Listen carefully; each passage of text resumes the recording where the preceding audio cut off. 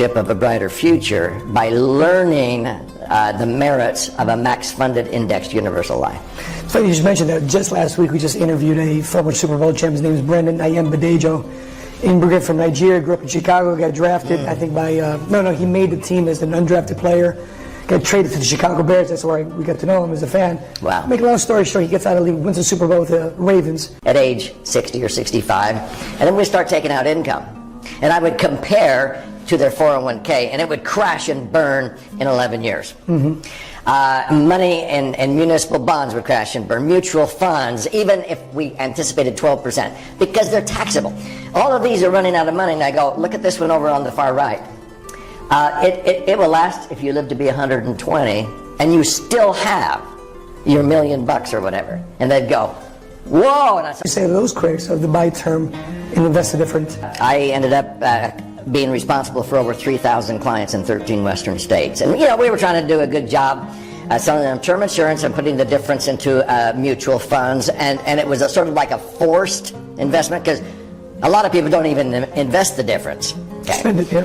And the whole theory was, if you listen to the Dave Ramseys and the Susie Ormans, well, when you accumulate enough, at the end of the day, you won't need insurance. Next year, you have to take 10 or 15 steps back, up and back, up and back.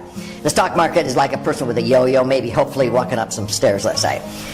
Well, when Hutton realized the average rate of return, even if you earned 12%, let's say you finally accumulate $1 million in a retirement nest egg and you're earning 12%. That's 120 grand a year. You pull out 120,000, you're taking 12 steps forward, you're taking 4 steps back in tax, between federal and state tax per year.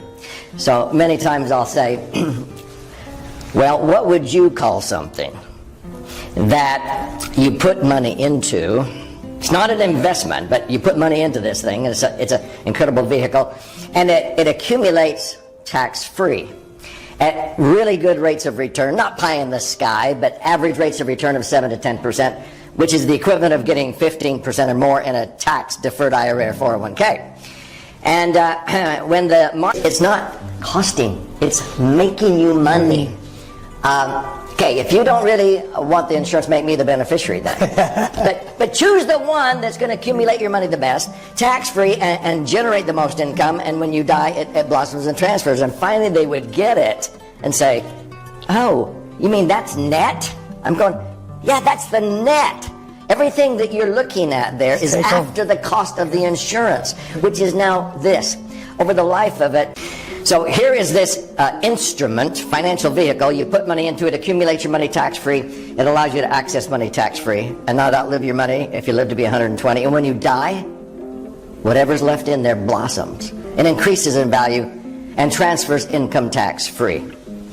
Now, whenever I ask audiences that question, what would you call something that does that? Predictably, it's usually people on the front row yell out, a miracle! Oftentimes people come into the conversation and, hey, life insurance should never be an investment.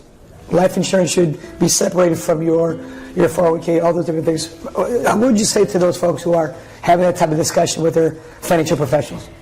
Yeah, because unfortunately, in the financial services industry, Matt, and I've been around a long time. Just a little bit. Yeah, just about 47 years now. And it's interesting because the financial services industry, IRA only is earning 3.5%. This is what precipitated the 4% rule in the financial services industry. So they're not earning 12. You got $1 million, you pull out 4%, that's 40 grand. You pay tax in a 25% bracket of 10,000. Now you're netting 30. Now, what about the 1% fee on that? That's another 10 grand. You're living off of 2% or 3%. I don't know if you're like me, but I don't accumulate $1 million to have a measly 20 or 30,000. Nice rate of return that historically has beaten inflation. You can't be rowing upstream at the rate of 1 mile an hour in a bank and the current of inflation is coming down to 3 or 4. You're going backwards. And so people would say, Doug, where can I put my money that's earmarked for retirement, my kids' college education, emergency funds? And I'm going, well, let me show you this Swiss Army knife. Okay, now you put your money in here and you go, wait a minute, that's $500 a month. well, how much are $1 million with an asset manager? And if it was earning as good of a rate of return as my index universal life has, between 7 to 10% average, by the time you retired, let's say 30 years down the road, you know what an asset manager would have charged you in fees? Just barely under $1 million. Now, let me use the metaphor. So if I went to, as a realtor, let's say, to market goes up. When the economy is up, you get to participate. But when the market goes down, you don't lose. Because your money's not at risk in the market. So you can earn average rates of return of 7 to 10%. If you know rule of 72, you divide your interest rate into 72, it tells you how fast your money doubles. So your money's going to double every 7 to 10 years. So if you put in, let's say, $500,000, I don't care if it's $500 a month. $500 a month will grow to over $1 million anymore when it gets expensive. When Universal Life came out in 1980, E.F. Hutton was the brainchild of that, okay? They weren't in an insurance company. And they were the ones who said, wait a minute, we're out here. Did you ever play red light, green light when you were a kid? Sure. Okay. So the stock market, we had money in mutual funds. It was like playing red light, green light. So there were some periods where you might take 20 steps forward. You get 20% return, but then the next fit and pushes it ahead. So the cost of the insurance, hear this, gets cheaper as you get older. And people go, what? I've never seen an insurance policy that gets cheaper as I get older. Well, you haven't seen one done correctly then.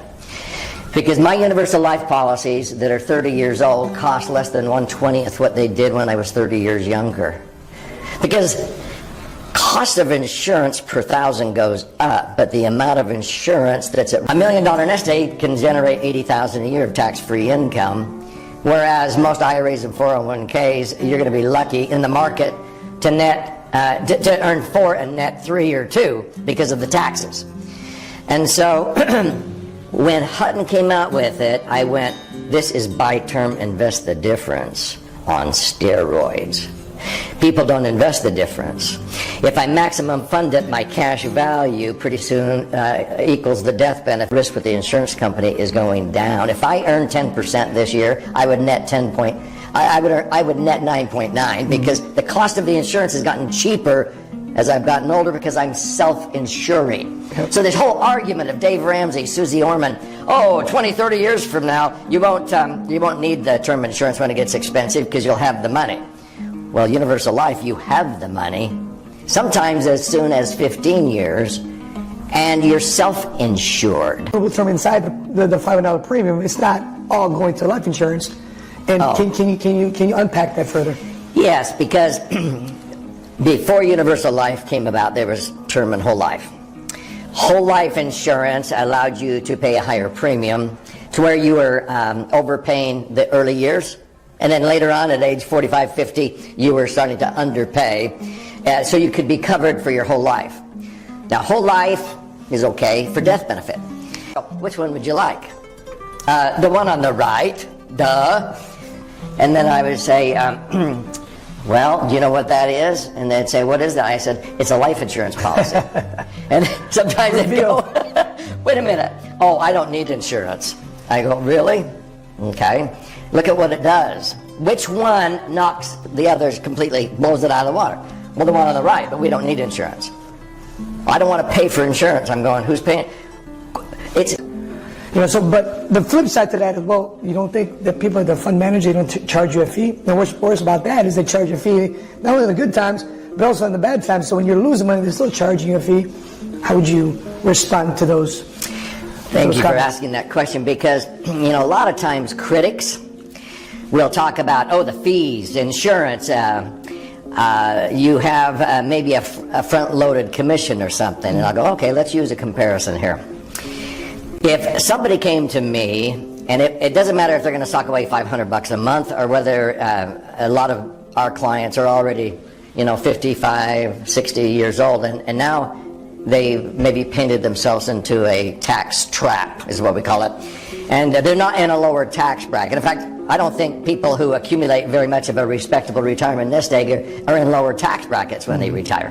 Now, So they start pulling money out of their traditional IRAs and 401ks, and they're getting taxed to death to sell or buy, help you find a home to buy. And I said, listen, I can find you a really good home, and you have a choice. You can pay me a one-time fee of $20,000 or even $30,000. Let's say on a $500,000 home, that'd be $30,000. 6% is a normal realtor's fee, right? Okay. So you can either pay me one time $30,000, or this is really what I want you to do. I want to charge. If you earn 9, you'll net 8. If you earn 7, you'll net 6. If you earn 11, you'll net 10. I've been doing that for 45 years, and people go, "Wow, how come I've never heard of this before?" Well, I've heard of it for 45 years, but don't follow the herd, putting money in IRAs or 401ks. The best advice I've ever heard: don't follow the herd, and don't listen to the mainstream media, because they're part of the herd. You need to break away and take ownership in 30 years with those kinds of rates of return. But older people, $500,000, okay, it doubles to $1 million every 7 to 10 years. That $1 million doubles to $2 million, and another, and $2 million doubles to $4 million. $4 million doubles to $8 million. We actually have clients who started out with just $500,000. Now that's a lot of money, but they spent quite a while accumulating that. They now have $8 million generating $600,000 to $800,000 a year tax-free if they live to be 120. You take another step back in fees, because they're charging 1% on that million. You're netting 7, even though you're grossing 12. Do you know what most people actually earn with their money in the market? Because they get involved in emotion. They watch, like in 2001 to 2003, they watch the market go down, down, down, down, and they finally say, enough already, and they sell. They sell low. And then they wait, and they buy high. So Dalbar, who studies investor behavior, says the average, especially a godsend in this topsy-turvy world of unpredictability that we're in. I go, yep, but you don't call it an investment. It's way better than one of those. And they go, golly, I've never heard of this before. How does it work? Yeah, it works really well for all kinds of financial goals. And so that's why I often compare it to like a financial Swiss Army knife. You can use it for retirement and college funding and emergency funds and working capital for business, real estate, equity management, and they pay back every 2.5 or 3 years. 100% of the tax they saved over 30 years on the contributions. And they're thinking, whose retirement was I planning anyway? Mine or Uncle Sam's? So the critics who say, well, you are selling an insurance policy that has a front-end load. Well, if I had a client putting in $500,000, my compensation might be, let's say, $20,000. It's going to be 69. Yeah. I told you my first watch was a sundial. Yeah. You look great. So, Doug, when you're looking at strategies, that was really became very popular in the 70s and 80s, which was buy term and invest the difference, which still today is still an ongoing argument. With all the information, education still out there, still arguing that this financial concept is still a solvent strategy. I think, there's a lot of people out there just unaware of the other side. So what would you... When the cash value goes to $2 million, the death benefit stays ahead by 5%. The insurance company is only charging you for the remaining amount, $100,000 at risk. This thing is a tax-free cash cow. And people get hung up on what it is instead of what it does. Ooh, key point. But Doug, the big misconception, people say, well, term insurance is only $50. Why is my indexation versus life premium so expensive at $500? Because people don't think that, the annual renewal. I'm using it for living benefits, and when I die, it will blossom and transfer tax-free. But when Hutton came out with that, let's take the least amount of insurance we can get away with in the Internal Revenue Code and put in the most money, and pretty soon you are self-insuring in as little as 15 years. You put in $500,000, the minimum death benefit for a 60-year-old is $1,250,000. Your $500,000 is going to exceed $1,250,000 in less than 15 years of the growth. So it's like, and now charge you 1% on the price of that home, the value of that home, as it goes up in value every year for the next 30 years. Which one do you want? And anybody with any smarts goes, I'll do the one time and let my house appreciate and go from $500,000 to $1 million to $2 million to $4 million to $8 million. I mean, hello. So it's probably one of the most inexpensive financial plans ever. You don't choose investments based upon which ones grow to the most or cost the least at the outset. You choose investments based upon which ones will generate the most at the time in life you're going to be using the money the most down the road. And a maximum funded indexed universal life is the cheapest product at the end of the day of any financial instrument that does what it does. Look, you've been doing this, as you said, 47 years old. It shocked me. You told me backstage you're... When they developed universal life, it was primarily for living benefits. So even though you put in $500, people that would come to me wanted to increase the liquidity on their money that was earmarked for retirement, for college funding for their kids and so forth. They wanted to increase the safety, not only of where their money is in the institution, but safety of principal. So when the market went down, they didn't lose, and they wanted to have but it's usually paid for out of a minuscule portion of money that would otherwise have gone out the window in unnecessary income tax. I got a commission on the front money that went in. I never made a dime off of what my clients' cash grew by year by year by year.